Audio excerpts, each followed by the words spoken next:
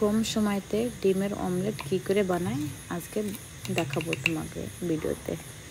2টা ডিম নিছি বাটিতে, আর একটুখানি লবণ নিছি, নিয়ে ভালো করে ফাটাই নেব।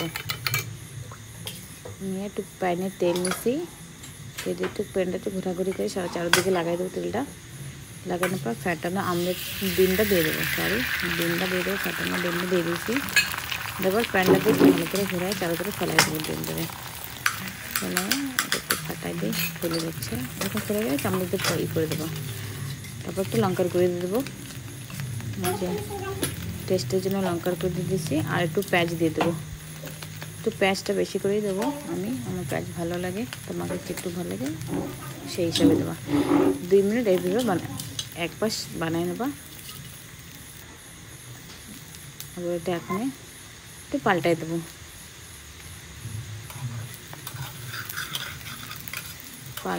দেখো 2 মিনিট রাখলেই হবে। এই যে 2 মিনিট এই পাশ করে দিয়েছি, এখন এই পাশ 2 মিনিট বানাবো। ওখানে হয়ে গেছে। এই যে 2 মিনিটে তারপরে যে ডিমটা নামাই দেবো, নামাই দিয়ে এই যে প্লেটে নিয়ে নেবো।